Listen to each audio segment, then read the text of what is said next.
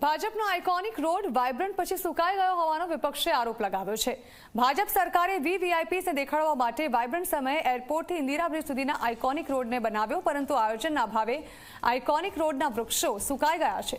તંત્રએ દેખાડો કરવા માટે પ્રજાના ટેક્સના રૂપિયાનો ધુમાડો કર્યો છે, ત્યારે વિપક્ષે લગાવેલા આરોપ મુદ્દે શાસકોએ વળતો પ્રહાર કર્યો છે।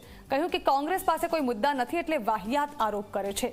કોઈ જગ્યાએ ગ્રીનરી સુકાઈ ગઈ હશે તો ત્યાં તુરંત સૂચના આપીને સુધારો કરવામાં આવશે।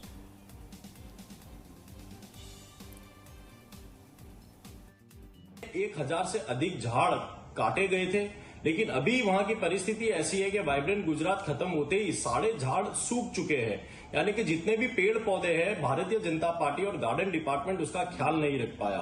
एक तरफ भारतीय जनता पार्टी हर समय कोई प्लानिंग के बिना काम करती है। जब वाइब्रेंट गुजरात आया उसके 3 दिन पहले उन सभी झाड़ों को वहां पर उगाना शुरू किया और अभी परिस्थिति ऐसी हो गई है कि सारे झाड़ सूख चुके हैं। कांग्रेस पार्टी यह मांग करती है कि ऐसा कोई भी बड़ा आयोजन करने से पहले उसके प्लानिंग की जरूरत है। वाइब्रेंट गुजरात आ रहा था, उसके 2 महीने पहले से यदि इस झाड़ों को उगाया जाता तो आज ये परिस्थिति नहीं होती।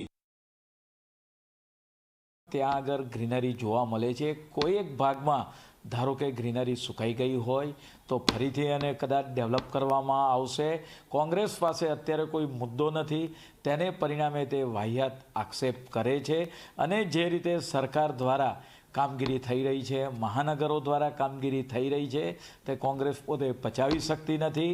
અમદાવાદના નગરજનો માટે આવનાર સમયની અંદર આવા અનેક આઇકોનિક રોડ મહાનગરની અંદર બનાવવામાં આવશે।